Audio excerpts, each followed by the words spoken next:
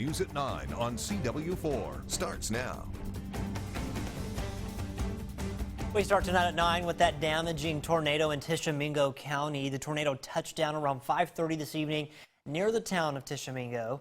Now in the video, you can actually hear some of the rain and some of it sounding like hail hitting this car.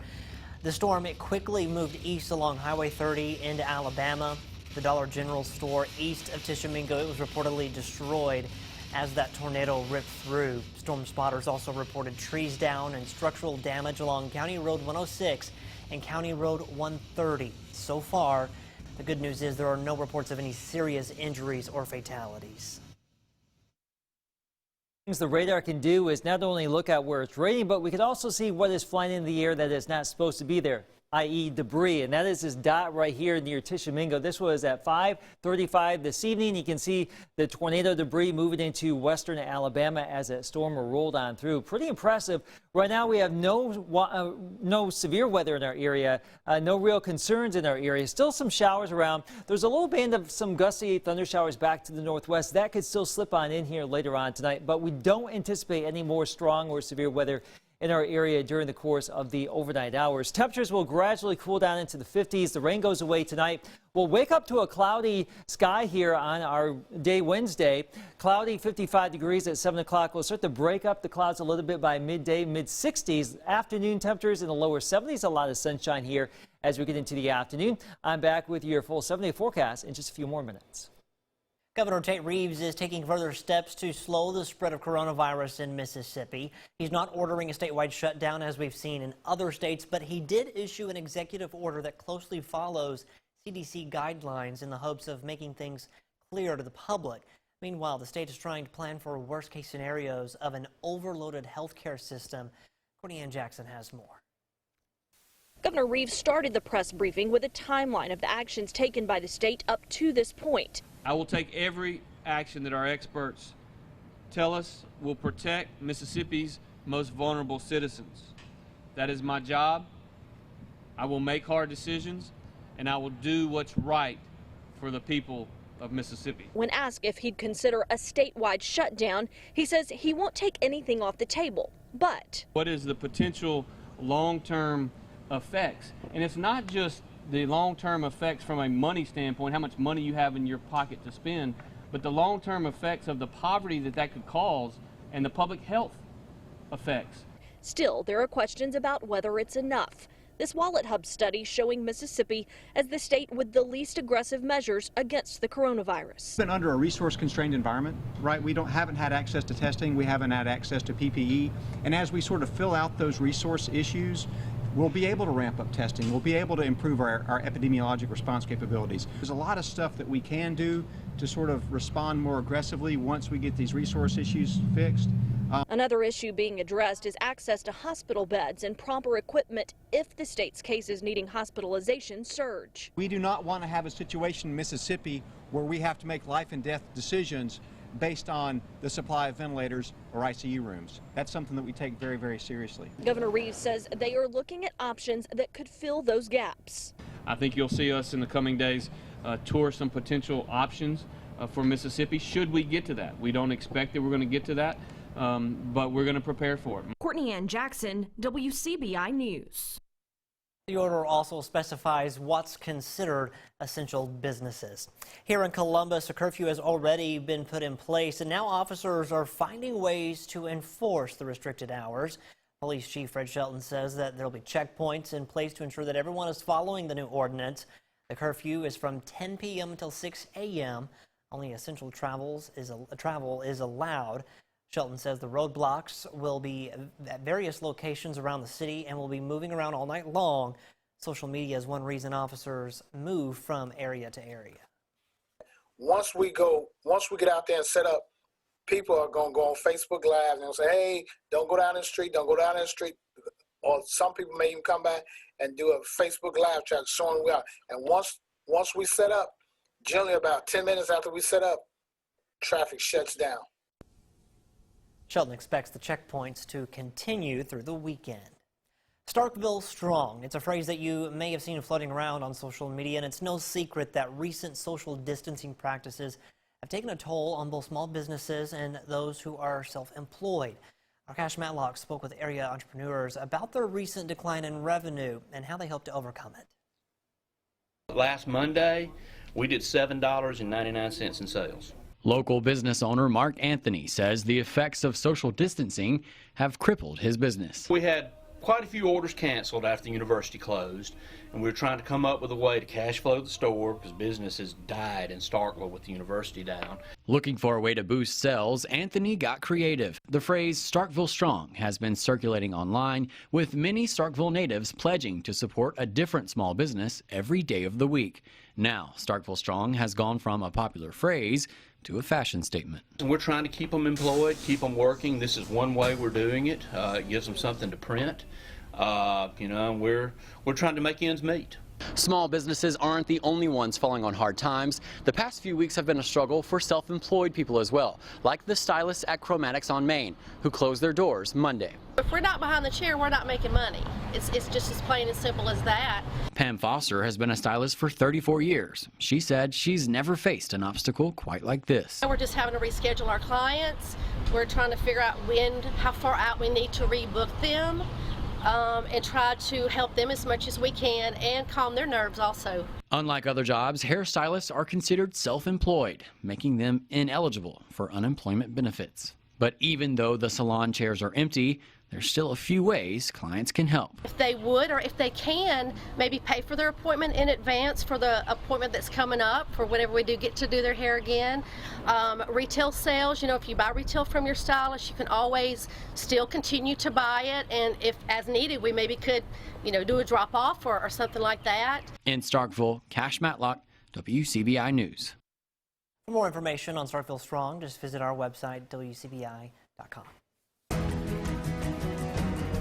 New tonight, in the wake of this global pandemic, many people are rushing to buy the essential items like food and water. But did you know there's another high item that's up on that priority list? Many people are also purchasing firearms.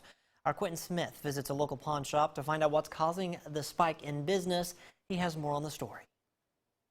Rifles, handguns, and ammunition. They're all flying off of the racks and shelves at Gary's Pawn and Gun. We're busy all the time, but, business is probably up maybe 30–40% more traffic than we normally have. Store owner Gary Dito says the increase in business is tied into the COVID-19 outbreak that's hitting the Magnolia State. Coronavirus seems to be scaring more people, and it feels like people are more concerned for their safety. So our handgun sales have gone up. We've had more new buyers than we've ever seen, people that's never owned a firearm before. Dito says it's common to see people stock up on firearms and ammunition during times of uncertainty. I think some of it's just like they just want to have it, want to have extra ammunition just in case. So I don't totally understand it, but we're in business and we're just move forward. The new influx of customers is now causing the shop to call in extra and larger orders to help keep up with the demands. Did not see this coming. We weren't where we'd like to be in inventory, but being in business as long as we've been in business, we've made a lot of good relationships with manufacturers, and they're taking care of us the best they can. Okay. That was our Quentin Smith reporting. Now, even with the rush of customers, the owner says that they're still practicing and taking precautionary measures by only allowing 15 customers inside the shop at one time. All right, time now, 10 minutes after 9 o'clock. New York City is at the center of the coronavirus. Up next, the warning from the Big Apple's mayor for all Americans. Stay with us.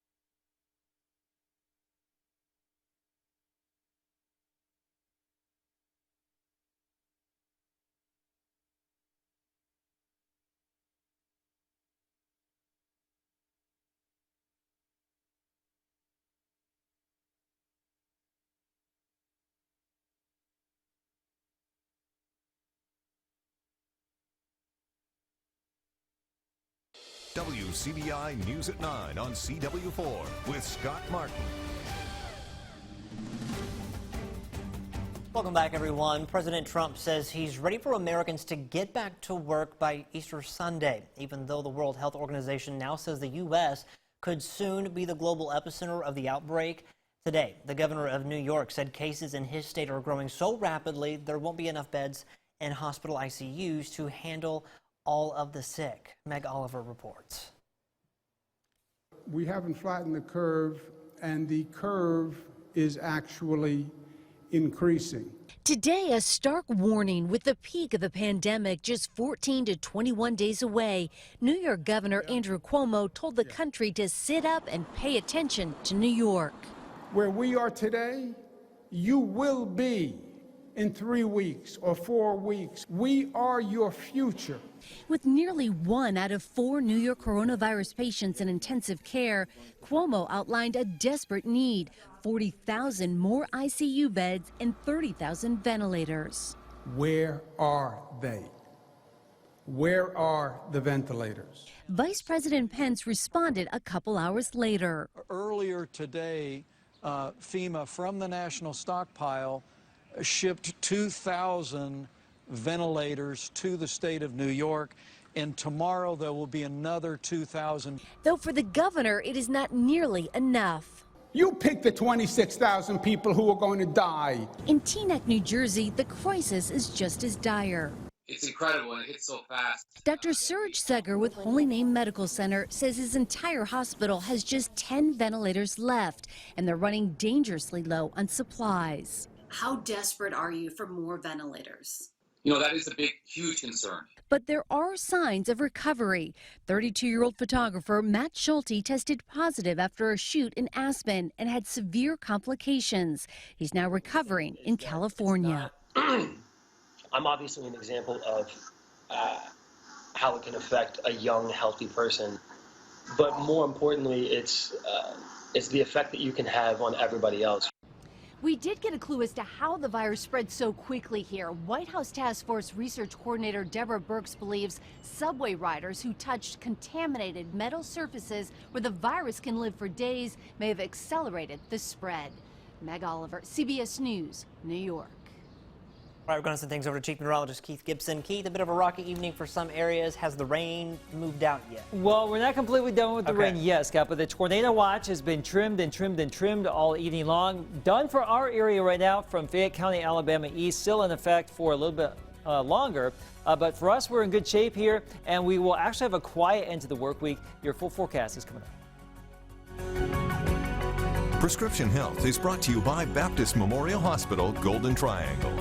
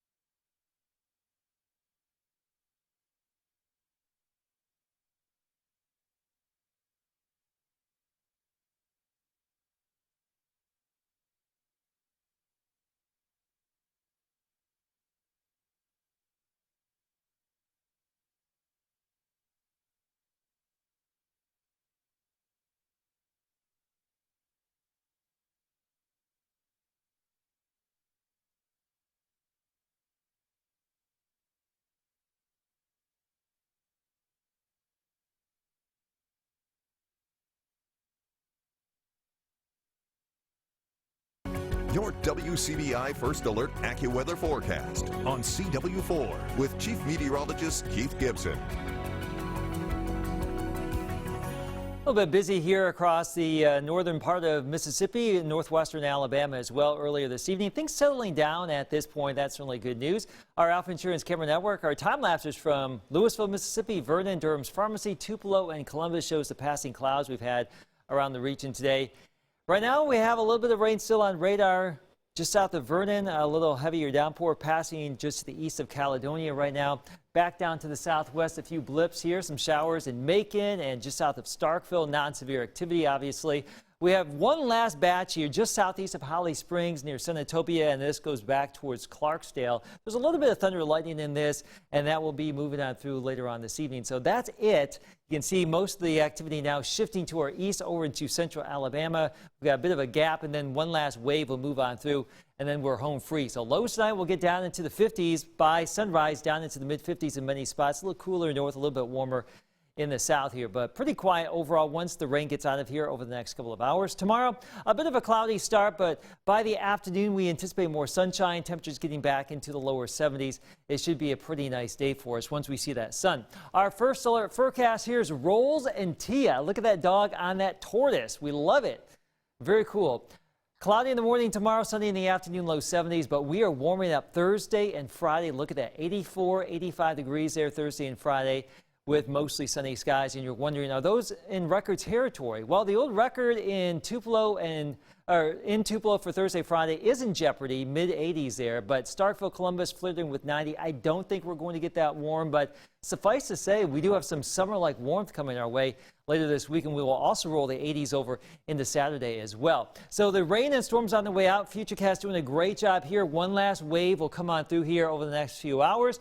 Clouds for tomorrow morning. We are in the 50s when we wake up, a gloomy start to the day. By the afternoon, look at this, low 70s in many spots. We're mostly sunny. Tomorrow night, mainly clear to partly cloudy, lows into the upper 40s to low 50s. And then as we get into your Thursday afternoon, wow, look at that. Temperatures in the low to mid 80s around here as southerly winds develop. High pressure starts to take control tomorrow, and that will give us some quiet weather for your Wednesday, Thursday, and Friday. Here comes the warm weather for Thursday and for Friday, too. We'll see some clouds around. We'll have another front come on in here as we get into your Saturday afternoon and evening, and some of those storms could be strong to severe again. So that will be our next chance for some active weather Saturday afternoon, Saturday evening. But really, for 6 out of the next 7 days, it's looking okay and pretty warm here for Thursday, Friday, Saturday before we will cool things down just a little bit as we get into your Sunday and parts of early next week.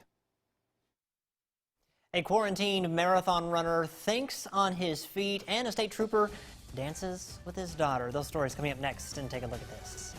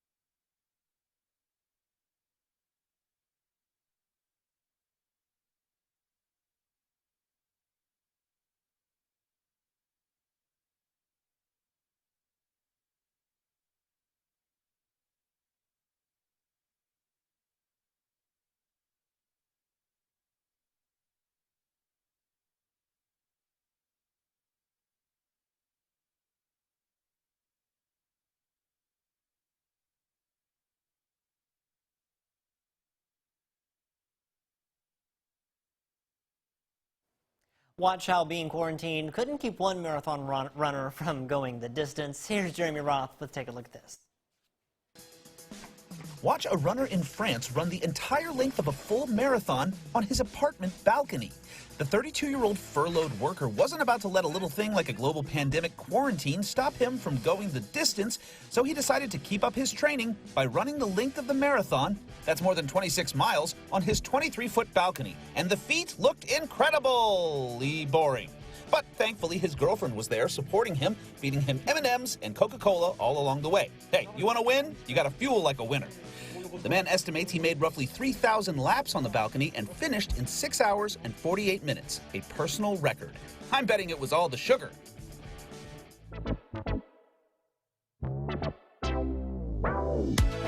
When a Nebraska girls' dance competition was canceled due to the coronavirus, her state trooper dad waltzed in and saved the day. Like so many activities, the girls' dance season had to be put on hold, what with all the social distancing and all. So the students were encouraged to practice by teaching their routine to their parents. That included Lieutenant Krunke of the Nebraska State Patrol. He performed the full routine and was praised for being a good sport. Nebraska State Patrol shared the video, which so far has racked up over 142,000 views. For Take a Look at This, I'm Jeremy Roth. Maybe just a super trooper. Stay with us. We'll have a last look at your forecast when we come back.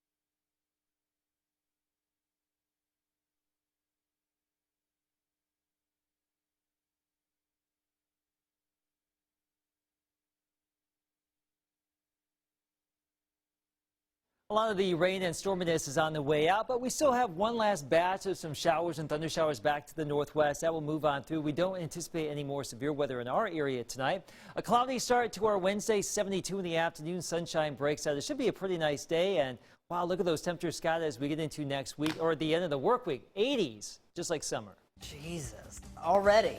We're getting up there. It sounds like Next stop, it. 90. Right, I was going to say, how long till the 90s? Right. All right, thanks so much, Keith. Thanks for watching, everyone. We'll see you tomorrow.